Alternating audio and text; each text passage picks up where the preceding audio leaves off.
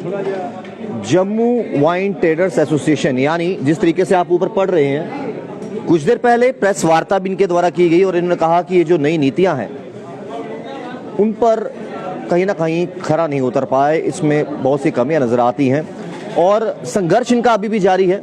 आपको याद होगा बहुत बार इन्होंने साइलेंट तरीके से प्रदर्शन भी किए और कभी एक्साइज डिपार्टमेंट के बाहर, कभी प्रदेश अध्यक्ष रविंद्र रैना जी के भाजपा कार्यालय के बाहर, लेकिन हुआ वही जो सरकार ने ठान लिया था कि हम ये कर रहेंगे। आज प्रेस वार्ता भी की गई। सर, क्या लगता है कि क्यों बिल्कुल नज़रअंदाज किया जाता है? आपको पहले भी किया गया, अब भी किया जा रहा है। आखिर कब तक आपका ये संघर्ष जो है और कितना लंबा चलेगा? देखिए, ये जो सरकार होती है, ये कोई भी फैसला जो लेती है, ये ठीक है कि रेवेन्यू जनरेट होना चाहिए और एवरी ईयर 150 के करीब रेवेन्यू, करोड़ के करीब रेवेन्यू एवरी ईयर बढ़ा हमारे जो उस वक्त हम काम करते थे जी। लेकिन मैं उससे भी बढ़ के मुझे हैरानी इस बात की है कि मैं जिस भी ऑफिसर के पास गया, उसने कहा कि मेरा रेवेन्यू कंसर्न नहीं है। भैया, अगर आपका रेवेन्यू कंसर्न नहीं है तो लोगों की हित की बात करो। बिल्कुल। अगर लोगों की हित की बात करते हो तो अपना रेवेन्यू भी साथ रखो। लेकिन आपने रेवेन्यू की बात की, लेकिन आपका रेवेन्यू, मैं दावे के साथ कहता हूँ, 400 करोड़ रुपया इस साल कम होगा। ये आपने सरासर गलती की है।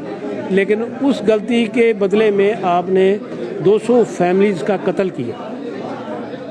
मर्डर्स ऑफ फैमिली है जिसकी रोटी रोजी जाती है। अरे भैया, अगर आपने ऐसी चीज़ें करनी थी, कोई ऐसे लोग लाने थे, रिच पॉलिसी लानी थी, अरे यार, जो लोग थे उनको तो पहले ठिकाने पे लगाना था। बिल्कुल, उनको तो रिहेबिलिटेट करना था। तो वही बात होगी, 200 लोगों को बेघर कर दिया और बाकियों को विस्थापित कर दिया।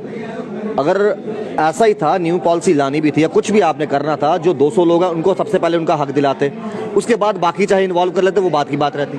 बिल्कुल ठीक कहा आपने। देखिए, इनके पास बड़े सारे विकल्प थे, लेकिन करना कोई नहीं चाहता था, क्योंकि ये चीज़ें पहले से ही डिसाइड होती हैं।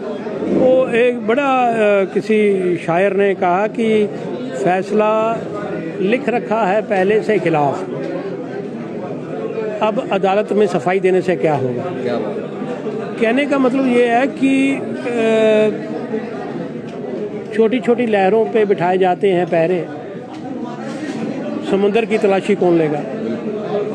हम लोगों को इन्होंने रगड़ा क्योंकि इनका मंशा कुछ और थी। मेरे को बताओ, एक सिस्टम स्मूथली चल रहा था, आज इतनी एजिटेशंस हुई, इतने लोग बाहर आए, लोगों बेचारों के ऊपर एफआईआर लगी। बिल्कुल। क्यों लगी भैया?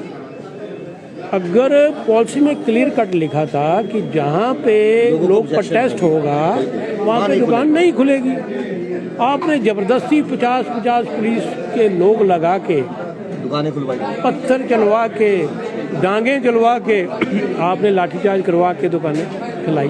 क्या मकसद है इसका? इसका मतलब है कि गवर्नमेंट का वो एक नशा है। वो कहते हैं जो हमने कह दिया वो सही है, बाकी जो कह रहा है वो गलत है। जो हमने बोल दिया पत्थर की लकीर है, चाहे उसका नतीजा कुछ भी निकले। जो लोग आज इस जगह पे हैं, कल यहाँ नहीं होंगे।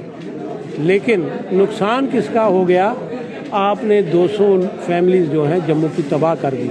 अरे भैया, हम ये कहते हैं ये जो बाबूवाद है इसको ख़त्म करो और यहाँ स्टेट में इलेक्शन करो, इलेक्शन करवाओ, करो जो करना करो, एक पब्लिक रिप्रेजेंटेटिव हो उसकी बात।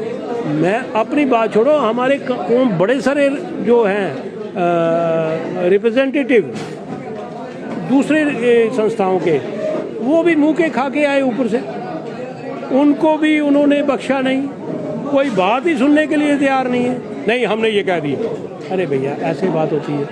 इंसान है यार, आप तो जानवर के साथ ऐसा सलूक नहीं करते। तानाशाही हो रही, खुलेआम तानाशाही होती है, हो रही है। और मैं ये खास कर होम मिनिस्टर साहब से अपील करूँगा, हाथ जोड़ के अपील करूँगा, ऐसा आप खुद इंटरवीन करें यहाँ पे और देखें, ग्राउंड रियलिटी को देखें। आज जैसे मैंने सुना कि कोई स्टैंडिंग कमेटी होम अफेयर्स की आई है, पता नहीं क्या एजेंडा है उनका, लेकिन हमने भी गुहार लगाई थी कि हमें भी मिलने का मौका हो, लेकिन जो कंसर्न लोग हैं उन्होंने कोई हमें हाथ नहीं पकड़ाया, इस बात में तवज्जो नहीं दी। लेकिन मैं ये कहूँगा कि ये सीधी बात होम मिनिस्टर साहब के पास जानी चाहिए। यार क्यों उन लोगों की छवि खराब कर रहे हो? आपको उन्होंने यहाँ भेजा है स्टेट को सुधारने के लिए, यूपी को सुधारने, आप खुद अपने हाथों से खराब कर रहे हो, और जो रूलिंग पार्टी सेंटर में है उसका सत्यानाश यहाँ पे खुद कर रहे हो। हमारा कोई रोल नहीं रहेगा अभी तक, लेकिन आप ही खुद उनको, क्योंकि जो रूलिंग पार्टी के लोग हैं उनके पास भी हम गए, जैसे आपने कहा कि रविंदर रैना जी के पास गए, और वहाँ भी वो सीधी सी बात कहते हैं कि हमारी सुनवाई कोई नहीं। भैया आपकी सुनवाई नहीं तो चरणजीत सिंह क्या है, ये बाकी लोग क्या हैं, और बाकी ट्रेडर क्या हैं? आगे देखें, आगे जियो मार्ट आ रहे हैं, जियो स्मार्ट आ रहा है, उसमें भी बड़े बड़े लोग आएंगे, ये कराने वाले ये सब मारे जाएंगे। आपको लगता है जम्मू कश्मीर के बहुत से ऐसे मुद्दे हैं जो हमारे यहाँ के, जिनको हमने वोट देकर जिताकर भेजा है कुर्सियों पे, चाहे मेंबर ऑफ पार्लियामेंट की बात करें, जुगल किशोर जी की बात करें या जितेंद्र सिंह जी की बात करें, ये सेंटर में जाके प्रधानमंत्री मोदी जी के सामने या फिर अमित शाह जी के सामने खुलकर मुद्दों पर बात करें। ऐसा नहीं हो कि देखिए जी यूटी बन गया, ये कानून लगाना है लगा दीजिए, ऐसा करना है कर दीजिए। कम से कम जब तक खुलकर अंदरूनी बातें बाहर नहीं पहुंचेंगी तब तक वो चीज़ों पर डिसीजन लेना आसान नहीं हो जाता। देखिए अब मैं क्या कहूँ इस बात के ऊपर। देखो कोई चुन के जो आता है ना, उसको अपने लोगों का ध्यान रखना है, अपने इलाके का ध्यान रखना है, और मोर ओवर जिस इलाके से है उसका ध्यान रखना है, उसको इसीलिए भेजा जाता है। बिल्कुल। अब बात यह है कि ये लोग कहाँ तक बात अपनी मनवा सके, नहीं मनवा सके, मनवाई तो है नहीं। अभी देखें, हमने डॉक्टर जितेंद्र सिंह जी से भी बात की, हम दिल्ली भी गए थे, उन्होंने भी हमें आश्वासन दिया था। मेरा ख्याल उनकी भी शायद नहीं चली, या वो खुद अच्छे ढंग से हमारी बात नहीं रख सके आगे। और जहाँ तक दूसरे एमपी साहब का ताल्लुक़ है, हमने उनसे भी बड़ी गुहार लगाई। कहीं तो बेसिकली मेरे को लगता है कि अब जो रूलिंग पार्टी है उसको भी यहाँ पे चेहरे चेंज करने पड़ेंगे। ये चेहरे जो हैं लोगों के प्रति खरे नहीं उतर रहे। अब लोग अगर उनको भी काम करना है तो अपने घर में भी सफाई करनी हो।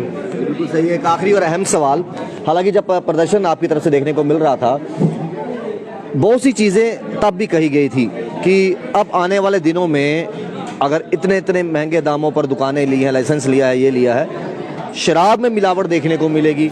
और अब भी आम जनता की बात करें तो उनके मन में भी ये धारणा है, अब शराब की वो क्वालिटी नहीं रही जो पहले आया करती थी, मिलावट भरी शराब जो है वो आ रही है। कितनी इस बात को लेकर आप तवज्जो रखते हो, सहमति जताते हो?